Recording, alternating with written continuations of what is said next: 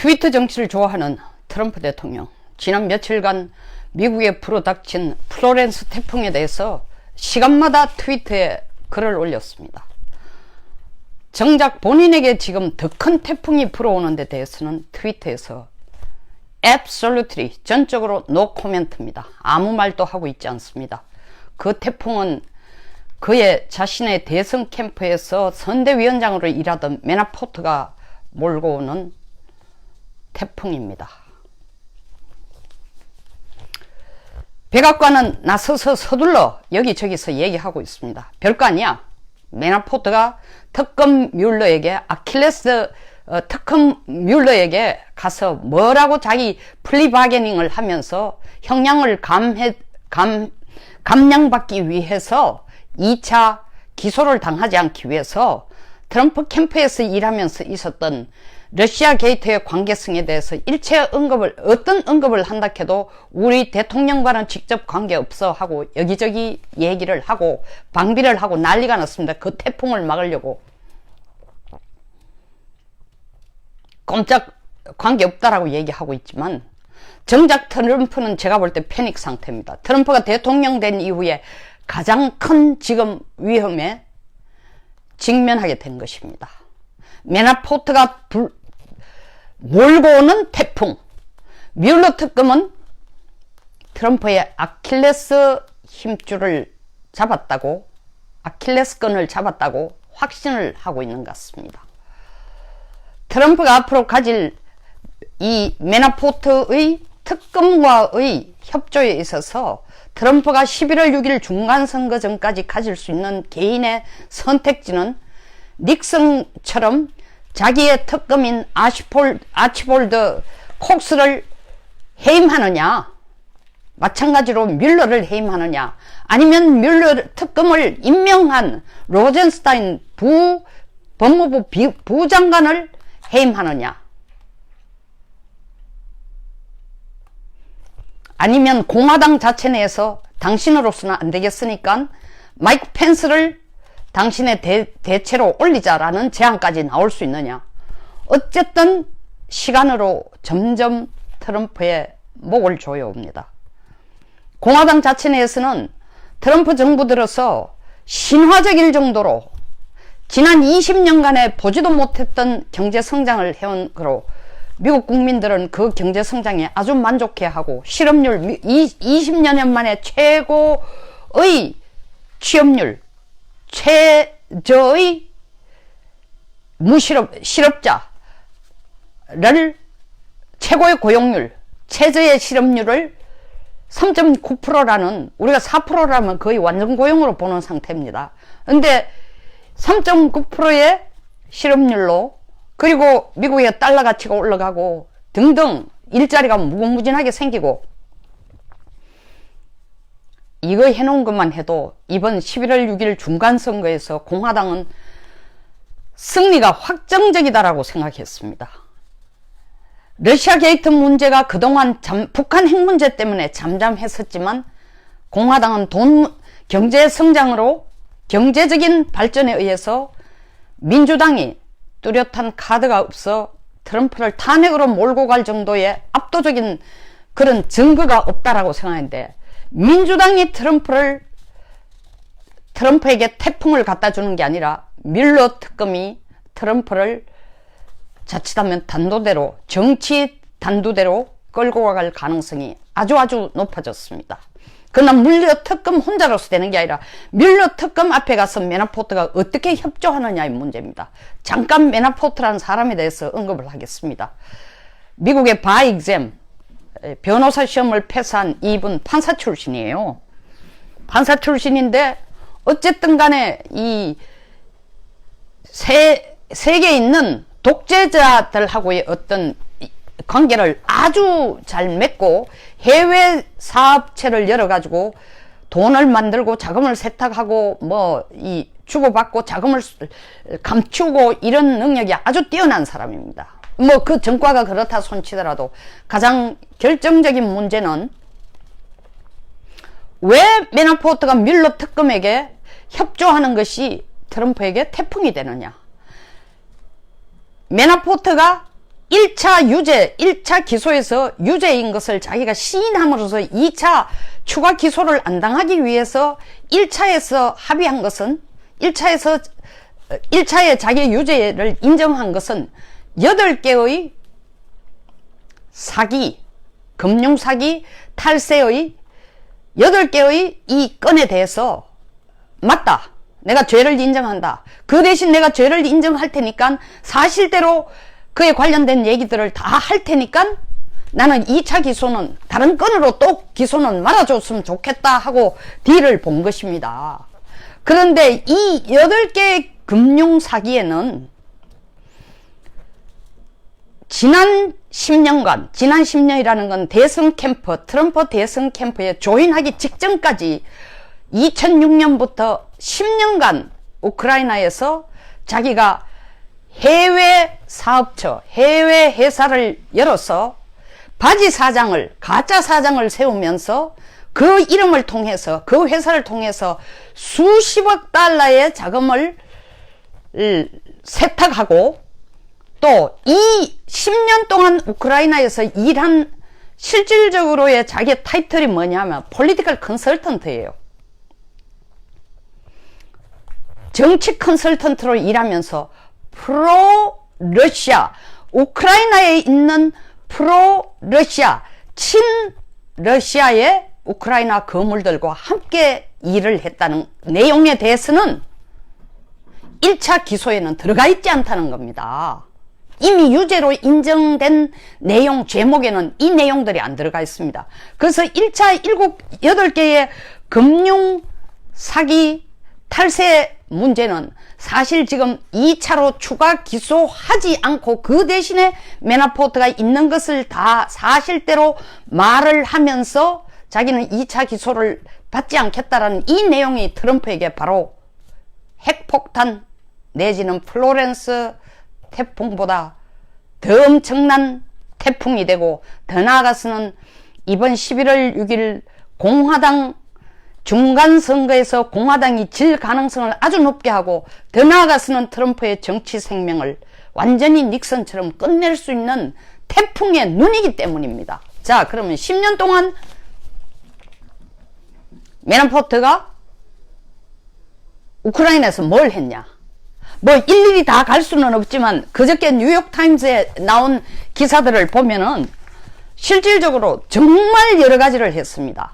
제일 큰 죄목은 제가 볼 때 밀러 검사가 찾아내야 될 거는 10년 동안 우크라이나에서 돈 세탁한 그 돈이 실제로 어떻게 러시아에 건너졌고 혹은 선거 캠프에 들어갔느냐는 것도 중요하지만, 매나포트가 상대한 이 정치 컨설턴트로 상대한 사람들이 전부 우크라이나 사람들이지만, 그들을 도왔지만 그 사람들이 바로 러시아와가 친러시아의 우크라이나 거물들로 러시아와 아주 직접적인 파이낸셜, 금융적인, 정치적인 관계를 가지고 있는 사람들이었기 때문에 이것을 파고 들어가면은 단순한 뭐 탈세라든가 금융사기의 문제를 넘어선다는 거죠. 그럼 먼저 이 첫 번 기소 내용에 들어가 있지 않았던 추가적인 2차 기소될 것을 피하면서 뮬러 특검에게 협력하겠다라는 내용들이 어떤 것들이 있는게 한번 봅시다. 일단 가장 가까운 사건으로서는 우크라이나에서 매나포트가 여러 사람의, 제일 대표적인 건 지금 뉴욕타임스에 올려놓은 건 34살의 우크라이나 미용사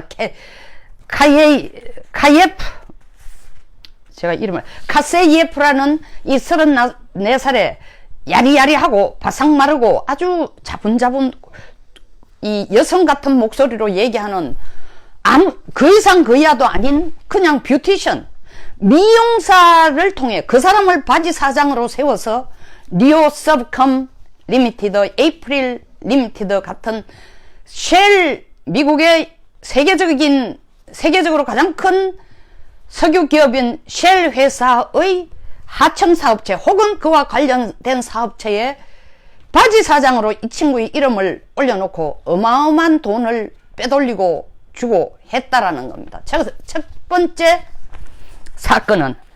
그런데 뭐 우크라이나에서 볼 때 이 마약 환자라든가 건강이 안 좋은 사람이라든가 알코올 중독자라든가 이런 사람들이 그 생명을 유지하거나 배고픔을 해결하기 위해서 한 $20 정도 주고 패스포드를 팔고 뭐 여권을 팔고 이런 일은 흔히 있는 일이니까 대단한 게 아닌데, 심지어 더 나아가서 이 신분증을 도둑을 맞거나 혹은 국회의원, 심지어 우크라이나 국회의원들까지 나서서 세계적인 기업이나 미국이나 뭐 다른 큰 국가의 해외 기업에 바지사장을 해주는 예는 너무나 많기 때문에, 너무나는 아니지만 흔히 있는 기기 때문에 그건 대단한 게 아니라고 우크라이나 그게 뭐 특별히 관심을 가져야 될 사건들은 아니다라고 우크라이나의 반부패 활동 연맹위원장이 얘기를 했습니다. 근데 메나포트의 사건은 이렇게 단순한 카세예프라는 미용사 이름을 빌려서 해외 기업을 열고 그 돈을 실질적으로 돈을 자금책도 우크라이나의 거물이거나 프로러시아 우크라이나 정치인들 혹은 재벌들이 한 것뿐만 아니라 더 나아가서는 이 친구들이 뭐 이 미용사뿐만 아니라 그 다음에 이 카세예프 경우는 신분증을 자기가 2005년에 신분증을 도둑 맞았대요. 도둑 맞았는데 2007년에 우크라이나 국세청 담당 경찰이 자기를 찾아와서 하는 얘기가, 너 지금 세금이 3천만 불 밀렸는데 어떻게 된 거냐 하고 얘기를 했다는 겁니다. 그러니까 이 평범한 미용사가 뭔 소리냐, 당신이 보다시피 나는 1시간에 8불 받고 머리 깎아주는 사람이다, 그리고 메이크업 정도 해주는 메이크업 아티스트 정도 자격증을 가진 그 이상 그 이하 사람 나인데 어떻게 내가 무슨 돈을 벌어가 1년에 세금이 3천만 불씩이나 밀린 사람이 되겠냐. 그리고 경찰이 알았다, 사실 보니까 그렇지도 않구나 라고 생각했는데, 이 카세예프의 이름으로 등록된 회사가, 이 친구가 사장으로 등록된 회사가 방금 말한 리오컴 서브시스템뿐만 아니라 에이프릴 리미티드라는 회사도 역시 있었다는 겁니다. 거기에서 경고를 줘서 리오컴 서브시스템은 더 이상 활동을 안 하는 걸로 되어 있지만 에이프릴 리미티드는 2007년 국세청 담당 경찰이 찾아가서 워닝을 줬는데도 그 후에 계속 사업을 하고 계속 세금이 나오는 거예요. 세금 탈루가 나오는 거예요. 그뿐만 아니라 그 다음에 또 라트비아 출신의 에릭 반나젤이라는 친구는 집도 없이 길거리에서 돌아다니는 이 친구인데, 이 친구를 이 친구가 왜 눈에 띄느냐 하면, 구소련 시대, 라트비아가 구소련 시대는 소련의 한 지역이었죠. 한 소련 하에 소련 국가의 지역으로 되어 있었죠.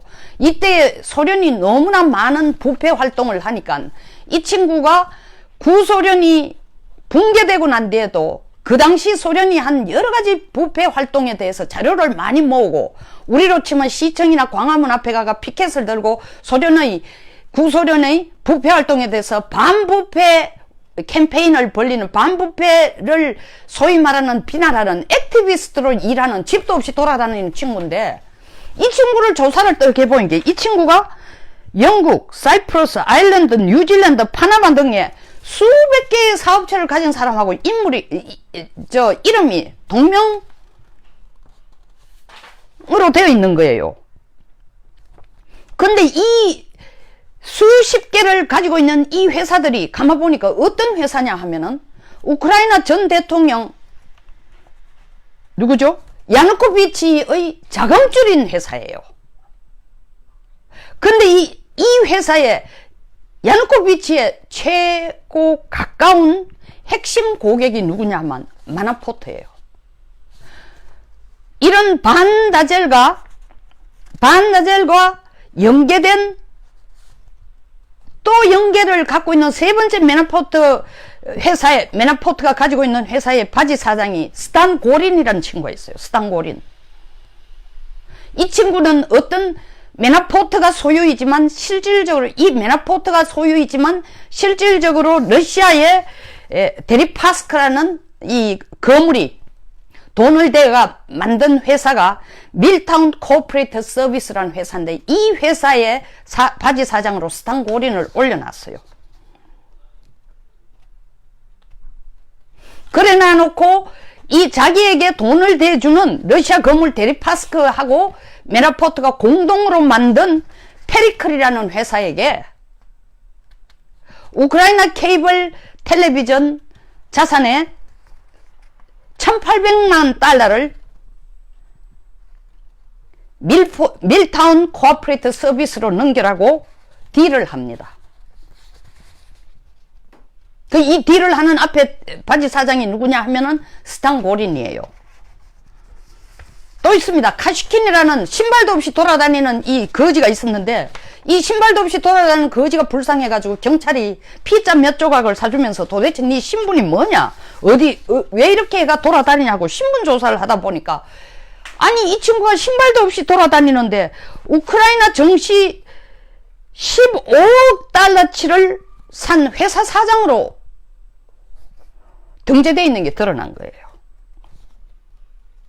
아까 말한 이 미용사가 사장으로 되어 있는 니오컴 서브시스템 이 리미티드 사건이 메나포트가 우크라이나에서 10년 동안 이 짓을 하다가 와가 미국에 와서 트럼프의 캠프에 조인하는 중에 이 문제가 드러났어요.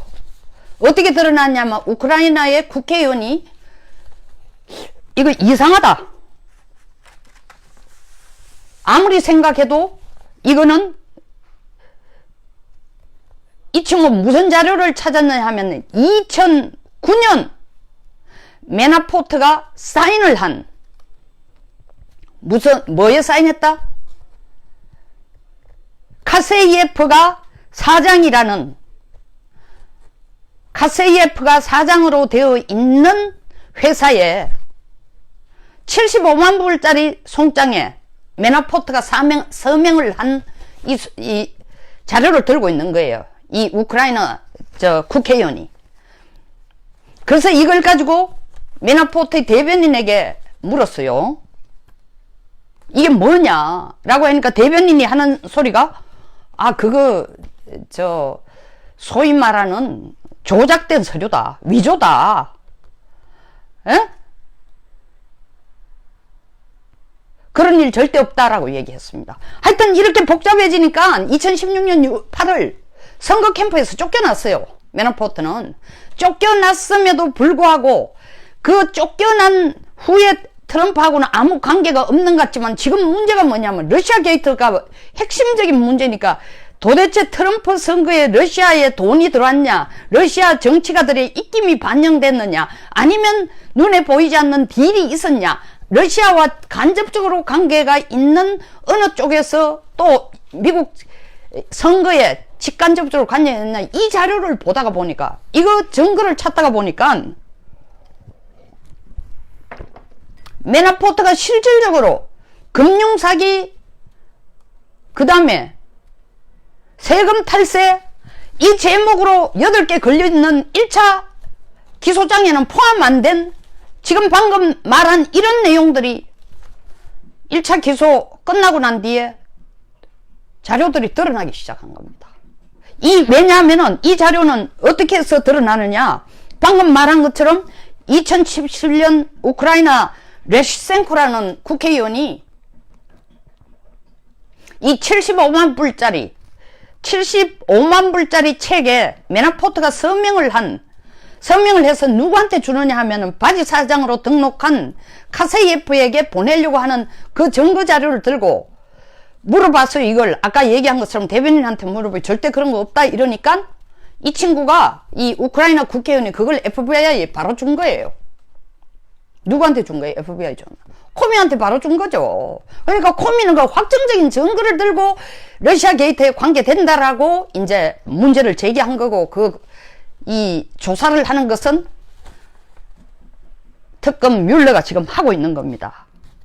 그러니까 앞으로 더 조사해야 될 죄는 앞에 이게 메나포트가 유죄로 스스로 인정한 죄하고 비교가 안 될 정도로, 어떻게 앞에 한 8가지 개인의 뭐 금융사기라든가 세금 탈세라든가 이런 거는 본인만 깜빵에 가면 끝나는 건데 2차 기소되어야 될, 그러나 2차 기소를 안 받고 자기가 아는 대로 다 얘기하겠다는 내용들, 방금 얘기한 10년간 우크라이나에서 친러시아를 위해 친러시아 성향을 가진 우크라이나의 재벌들, 거물들과 함께 그들을 위한 폴리티컬 컨설턴트를 하며 일어났던 일에 대해서는 1차 기소에 안 들어가 있는 거예요. 그러니까 이 내용들에 대해서 매나포트가 뮬러 앞에 가서 얼마나 미주알 고주알 얘기하느냐에 따라서 트럼프의 정치 생명이 완전히 끝날 수 있다는 거죠.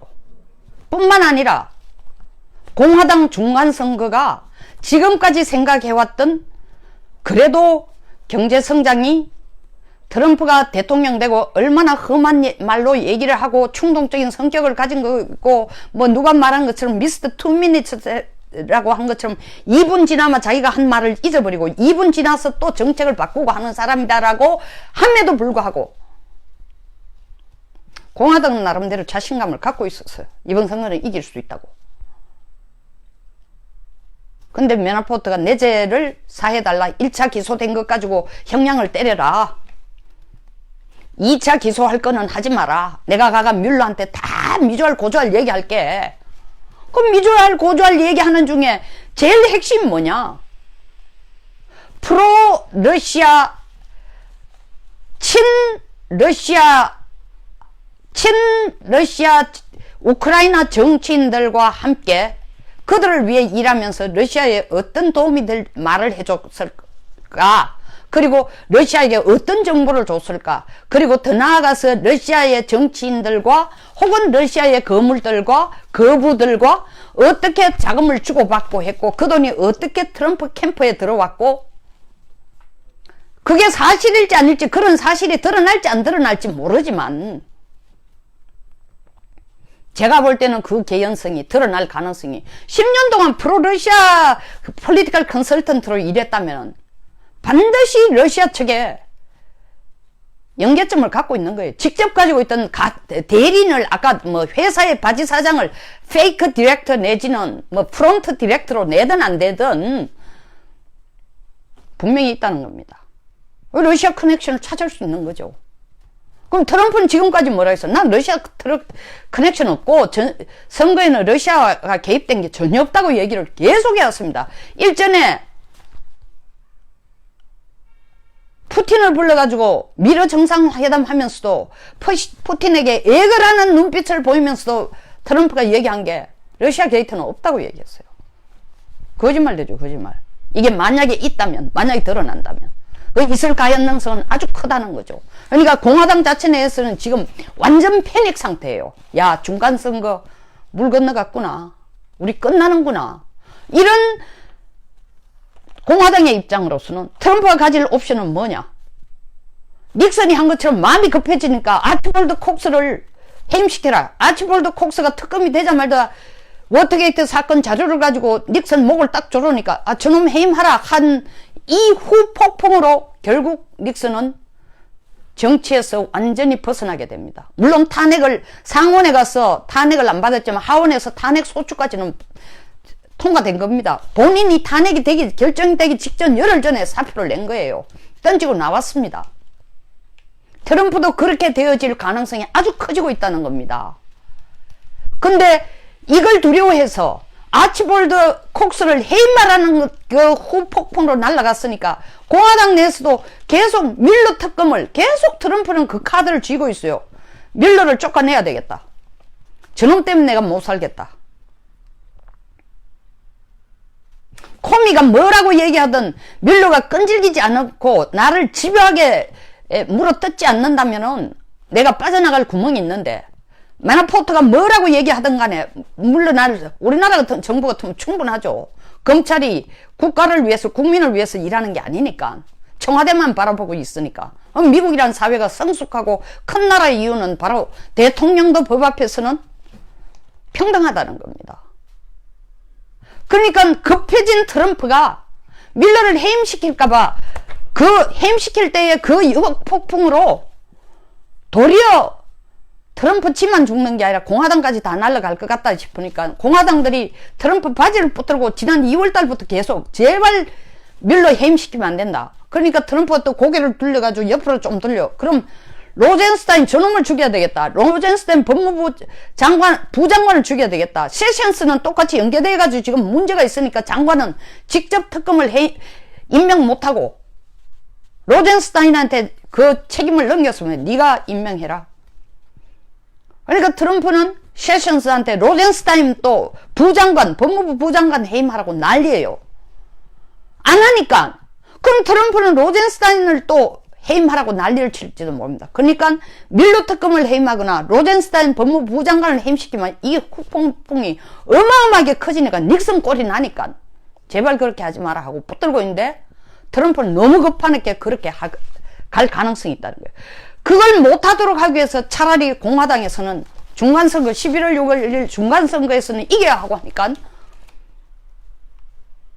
대안으로 차라리 얌전한 마이크